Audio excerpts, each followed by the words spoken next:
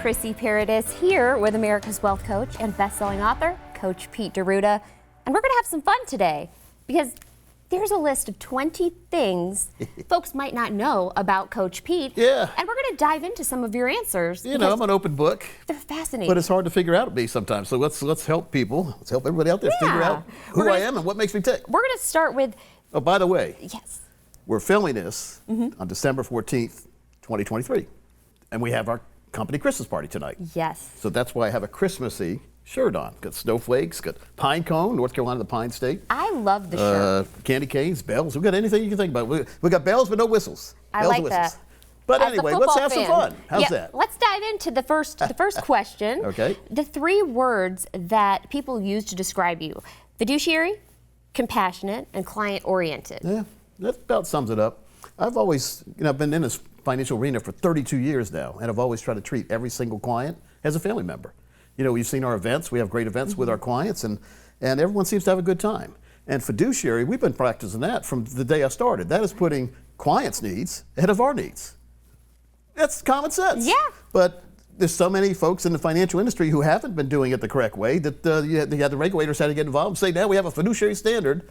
And the worst thing is someone claiming to be a fiduciary who isn't a fiduciary. Right. I would argue that someone who is putting you all in risk all the time, how are they a fiduciary? They're great. They're great buddies when the market's going up. What happens when the market goes down? What happens if your retirement gets taken away tomorrow when you're going to retire next week? Taken away by the market, swooping down and going down 40, 50%. That's happened before, Chrissy. I'm not, and I hope it doesn't happen again, but if you structure your money correctly, you never have to worry about it happening again, because if it does, you're fine, because all your money's not at risk anyway. Right. So it's just important to, and compassionate. I'm very compassionate about what I do. I have a lot of passion, and when I believe in something, I go full tilt on it. And sometimes it rubs people the wrong way. I get so passionate, but I'll tell you who it rubs the wrong way: people who I expose, other brokers who are loading your accounts up with financial termites. Too much risk, too many fees, and lots of commissions. You don't need to do any of that, but you don't know what you don't know. So that's why I answered those 3. Well, they still hold up. Next on the list was, if happiness was the national currency, what kind of work would make you rich? Being in front of a radio microphone, sharing actionable financial and retirement advice with millions of people daily. Yep. How about that one? Well, it's just fun. Yep. To me, I couldn't think of anywhere I'd rather be. And so people say, what are you going to do when you retire, Coach? Well, I'm not going to retire. I'll either die on my way to work or on my way home from work or at work. I'm not going to go anywhere. And so people need to know that. I have no goals or aspirations other than doing this the rest of my life. Rock it till the wheels fall off. That's right. I love that. Next up, one thing folks might not know about you is that growing up, you never once burned your Jiffy Pop popcorn, which is an accomplishment in and of itself. That's the most interesting fact, I think, that a lot of people, it's one that no one would have thought about. Right. It's the first thing that came to my head when I saw that question. So I was told by the person putting the questions together, the first thing that comes to your head, I want you to write it down. And I was proud of myself. You should be. Even in the Boy Scouts. Now, the Boy Scouts, we had camping trips. I'd bring some Jiffy Pop. I was a hero back, by the way, an unsung hero on those trips, because all the guys would circle around, because nobody even thought about popcorn, but you can smell popcorn a mile away, can't you? Oh, yes. Probably had some bears coming over to want some, too. We never saw that. But even on the campfire, having to shake that Jiffy Pop and not burning a kernel was pretty good. Impressive. They still make Jiffy Pop, by the way. They do. Saw that in the store the other day. I haven't mastered that art yet, but I'll take some It's some nothing worse than pointers. burnt popcorn, smell or taste. Exactly. When you were a child growing up, you wanted to be a policeman or a fireman. I did. I was fascinated by the sirens, and I always wanted to be able to flip the lights on and go fast. Well, you still could. Yeah. Next But up, I like doing what I'm doing too much. And basically, firemen help people, and policemen protect you. So firemen save you from bad things, and policemen protect you from bad things. So I do both of those in the financial world. I'm like a fireman, I save you from bad things, and I'm like a policeman, I protect you from bad things, and I don't let bad people get away with things. Yeah, putting out fires. Putting out fires all the time that are created by other advisors. Yep. Next up, what you're most grateful in your life is you're most grateful for the ability to put yourself in others' shoes and feel what most are feeling, and being born with compassion. Yeah. And it's so true. I see that all the time working with you. If our world was more like this, we'd have a lot less problems. If people would say, well, let me put myself in Chrissy's shoes and see what would happen if I told her to go run in traffic for a couple hours? That whatever. People don't put themselves in other people's shoes. They don't have any compassion. They don't really care. No, I'm not saying everybody. I'm just saying in general, what I see is we're so impersonal of a society these days because these things, yes. phones, these were supposed to simplify life, make it more simple. Has it made it more simple? Not No. at all. It's a depreciating asset, compassion is. I remember packing for a vacation back in the day, and you actually had to pack flash bulbs, film, and a camera. Flash bulbs, film, and a camera. It's right all here. there. Yeah, I mean, it's amazing what a phone does, but at the same time, it's made us more looking at this than looking at this. And so I've known we have some younger people on our broadcasting side, and many times I'll be trying to have a meeting with them and talking to them, and all they're doing is looking here, and I say, I'd like to see your eyes once in a while. Sure. So it's just important to put yourself in others' shoes. Absolutely. And if you do that, you really feel when you've done something wrong, and you feel it right away. Yes. So. Oh, that is so true. Next up, the best advice that you've ever been given is a team is only as strong as its weakest member, so be careful who you associate with. Yeah, and same thing in the financial world. The financial world's a great place. There's products and strategies for everybody out there. Right. But unfortunately, what I've seen when people come in to meet with me and go through a review of what they have with their other advisor, it looks like many times their advisor was motivated by commissions and not by putting the people in the right place. And so we just want to make sure that people take advantage of all the horsepower and potential the financial world gives you without having it taken away by a bad advisor. Oh, that's so true. This next one is interesting with the timing. Your top 3 all-time favorite movies: Office Space, Rudy, and Christmas Vacation. How appropriate. Well, it's a good laugh. And so I also like Die Hard around Christmas time with Bruce Willis. Yippee-ki-yay. Yes, and so very sad what's happened to Bruce the last couple of years. But yeah, we look at Office Space, just a comedy. I'm a comedy kind of guy. I like to laugh. If you can't, like Jim Valvano said, you got to laugh and cry and have a good thought every day, and it's not a wasted day. So I love to laugh. I've been known to cry every now and then when people don't see me, hopefully. You don't see me cry. But you got to cry. Your emotions are here, and I do wear them on my sleeve.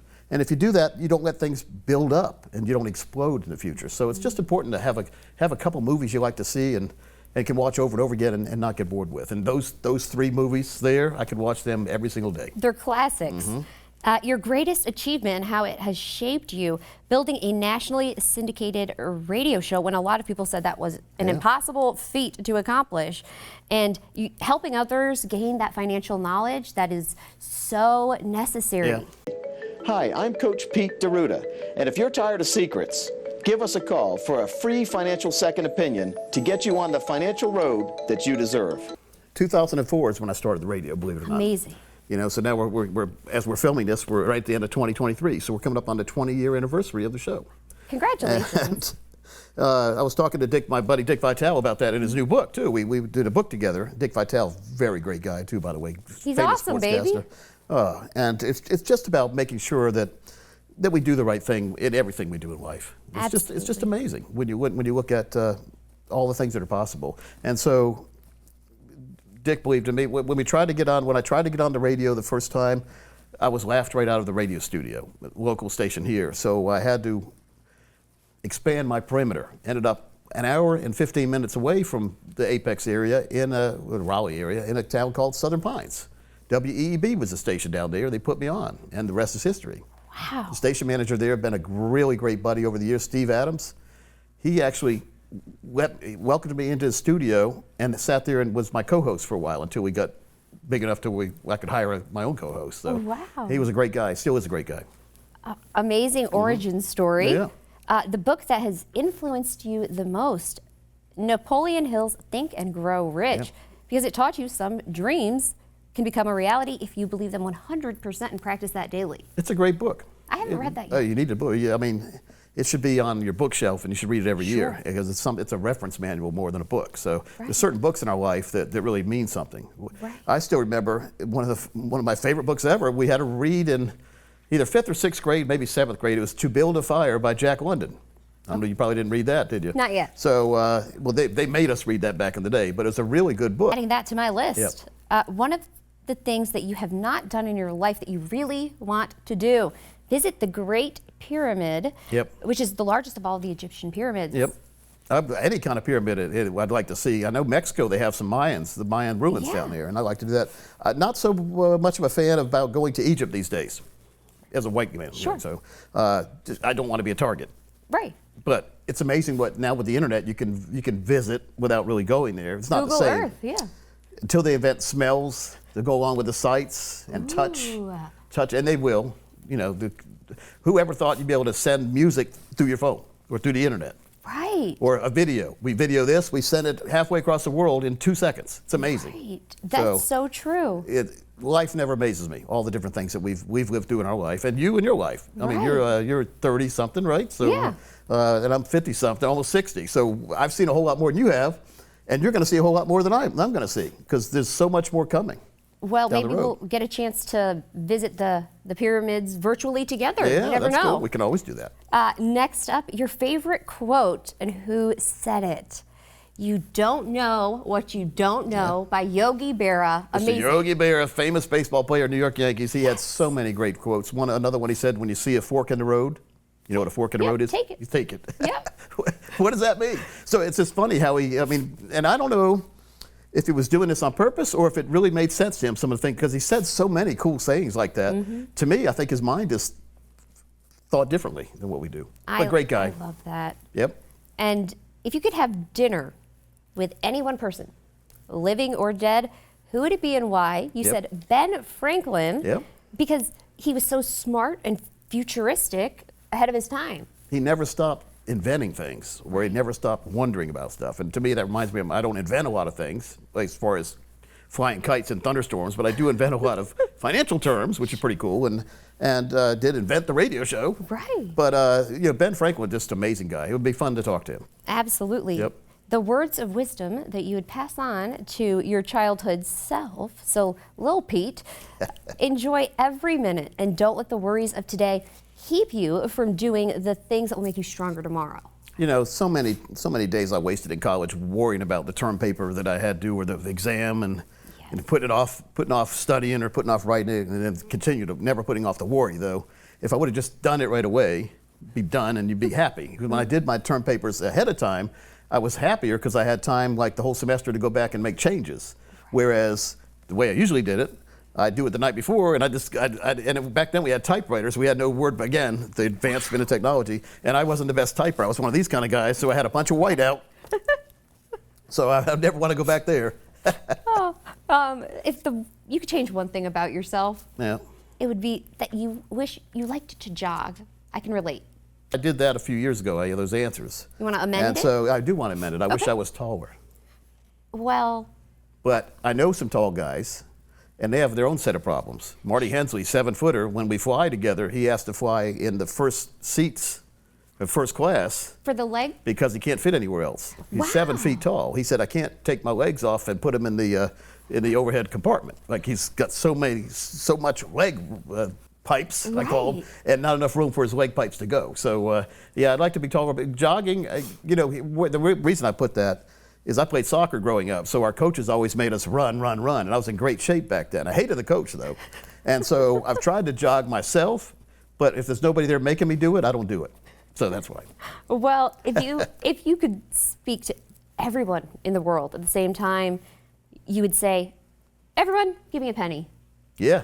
Well, Great idea. that was my favorite thing right there when that question came out. If I could speak to everybody out there and tell them just one thing, it would be, give me a penny. Because you know how many people are out there? And I don't care if it's only a penny. When you get billions of pennies coming in, it adds up. And so I thought that was pretty ingenious. It is. You are a financial visionary after all. And everybody out there can build, we talk about an example on our show. If you had a penny, starting with a penny, you see it on the ground, it's on head, so you pick it up. And you double it every day for 30 days, 1 month. Guess how much that one penny that you keep doubling would be worth? $1? $10 million more. I was way off. Say that's the value of compounding. Once you have your money in a place that you can't lose it and it's always growing, you're in control. And that's the magic of the money world. A lot of people watching don't really know where their money is and they sure don't have any control over it. So at least take some of that money and put it in a place you can control it. We use the rule of 100 to decide how much money you should be under your control. Being under your control means you can't lose it. It's yours. You've got possession of it, and you want to grow it as well. So if you're 60 years old watching, 60% of your money it should be in an account like that, a GPI account. Growth, protection, lifetime income. You grow your money, you protect your growth, it never goes down. You grow it again, you protect it, and then when you decide, you get lifetime income you can never outlive. It's ingenious. It's one of the best inventions ever in the financial industry. Wow. And one of your favorite heroes, a person who I know that you have done an interview with, Sully Sullenberger. Oh yeah, Sully, what a great guy.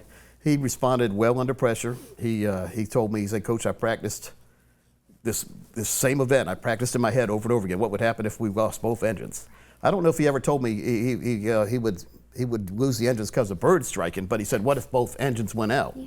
It's a 767 plane, jetliner. There's 2 engines, 1 on each wing. And they both went out because Canadian geese flew into there and just burned them out. I was so proud of the fact that he overcame the NTSB was trying to make him look like the guilty party. Yeah. We're talking about a almost $400 million jet that was waterlogged and unflyable forever. And so you got insurance companies wanting to sue the airline wanting to blame the pilot's union wanting to blame the airline. It all went again. It was no one's fault what happened. Canadian geese, it's an act of God, they call it nature. But the way he responded, because he had gone over in his head and he had his what I call his autopilot in his head. And we have our retirement autopilot for our clients to make sure that they're always in control no matter what happens, and nothing worse than losing both engines when you're way high in the air. Right. At no airport near. It's just amazing what he did. Wow. Landing the plane in the Hudson. It was December, by the way, or January. January it was cold. It's supposed to be, yeah. But that was a beautiful day in New York City. There was no ice on the water. The water was perfectly still, and he was able to, and no wind. He was able to land the plane right in the Hudson. And any pilot who's ever talked about water landings, even with those small planes, is always worried about flipping or everyone dying because of the centrifugal force coming in so fast, and your plane going out of control. So it's just amazing to this day that they were able to do that. True American hero. Yeah, one of my biggest heroes ever. One of your most treasured memories. You went to go see the Green Monster at Fenway Park in Boston with your grandfather when you were 8 years old. Yep. And looking back at it now, my grandfather grew up. He was a self-employed carpenter. He actually built the house that my mom was born in, and that's where he never moved. They lived in that same house. My aunt was right around the corner. They had this big piece of land. It was like 4 different houses, all different relatives right there. And so not much money. I mean, carpenter jobs weren't like they are these days. They weren't putting houses up all over the place. Sure. And so the house was immaculate. He always said nothing was ever broken. And then when he passed away, my Uncle George was very lazy. He sat in front of a TV set most of the time and just watched TV. He had one of those big TV sets. He used to take 3 people to move the TV set in. Remember that? And so it broke. So then he put a 20-inch on top of that. It broke. And so that before Uncle George died, he had a 13-inch TV right on top of his TV tower. I actually did get to see the pyramids. I saw the TV pyramid. The original TV pyramid. And so it's just amazing how my grandfather was such a go-getter and doer and hard worker, and my Uncle George was the opposite. Right. And my Uncle George was my grandpa's son. So yeah, I was just going back to the Fenway to be able to take me to Fenway Park. It's not cheap. The Fenway Franks, the hot dogs, the trip. I really appreciated it back then. I really appreciate it now more than I know or see that my grandpa really didn't have any money to do that. Right. So money isn't everything, but it helps you form some memories. And I really remember and appreciate what he spent on me going to the bowl game like that. And if you were to die tomorrow, your biggest regret would be not living another year. Yeah, of course. I mean, if I die today, I wish I could have lived tomorrow. So nobody wants to die. Nobody wants to pass away. You just need to know if you do, you're leaving a good legacy behind. I've written 6 or 7 books myself and co-written like 3 or 4 others. So even when I pass away, my books will live on. You're helping me edit the new book that's coming out, the book on retirement, by the way. Looking forward to that. And so, yeah, life's too short. So enjoy it goes back to what I say, enjoy every minute. If you walk around sad all the time, the only person you're hurting is yourself. Because everybody else isn't going to be around. They don't want to be around you anymore if you're like that all the way. So they're going to avoid you, and your life's going to get even worse. So be nice, be friendly, be somebody that people look forward to being around. If you could live in a book, TV show, or movie, what would it be and why? Yeah. Willy Wonka was your answer. Do you want to keep that or amend of course. that? I still like I have the biggest sweet tooth you ever saw. Prehistoric days, I'd be the saber-toothed sweet tooth. I like that. So No, Willy Wonka, what an amazing movie, and they've remade it a couple times now over the years because people are fascinated by unlimited chocolate. I love that idea. And the everlasting gobstopper is what was I used to love hard candy like that, the red hot balls and the gobstopper jawbreakers. And so the parallels to the everlasting gobstopper in the financial world, if you could have a everlasting gobstopper in the financial world, in other words, have a financial product that would never go away and you could always get income from it when you want to hear about it. And that's what we do. We have the everlasting gobstopper in the financial world where you can have unlimited income. You can, in other words, you can't outlive your income in there. Even if your balance goes to zero, you still get income. And if you pass away, your spouse still gets that income. If you haven't found out about that, you really need to research that and find out what makes a true retirement plan. Keep in mind, I'm a retirement income certified professional. I am trained to make sure retirees and pre-retirees build income plans they can never outlive. So if you want to go to a specialist, you go to a specialist. If I have a heart problem, I don't go to general doctor or dentist. I go to a heart surgeon. If you have an income problem, which everybody does, we're looking at retirement, wanting to build our retirement income plans, go to the professional, someone who's certified in putting plans together just like this for people just like you. Well, 20 things that folks wanted to know about Coach in 22 minutes or less. I think that's pretty impressive. It was almost 2020, wasn't it? Right? Well, thank you so much, Coach. It's fun, Chrissy, and I just want people to know and challenge you to enjoy yourself. And it's a lot easier to enjoy yourself when you have a plan and you're confident in your plan, and the plan's done by a fiduciary organization. And one step further, your income plan is designed by someone who's certified to put it together to make sure it works for you. Great to see you. Me too. Great to see you guys, too. Please welcome to the stage a man best known as Coach Pete. Peter J. DeRuda, known as America's wealth, income, and financial coach. Coach Pete knows how to get his message out and does it across multiple media platforms, including television, radio, podcasts, and social media.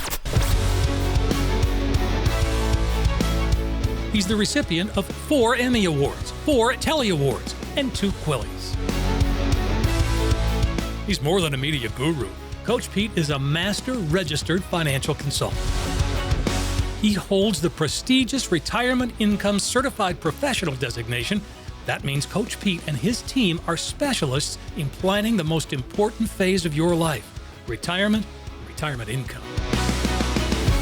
He's the former president of the IARFC, a global financial planning association.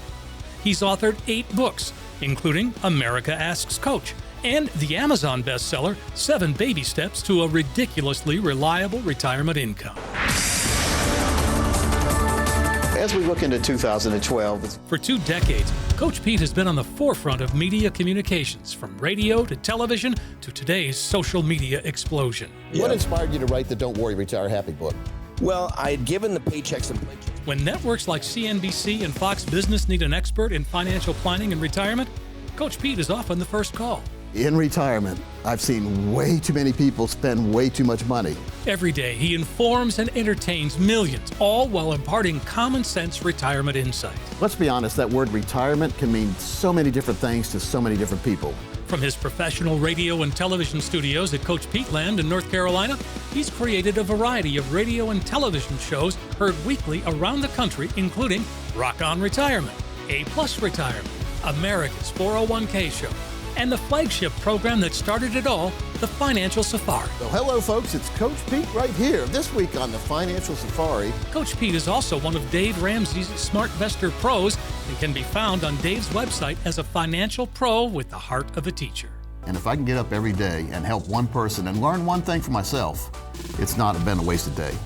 Please welcome national radio and television star and best-selling author, Coach Pete DeRuda.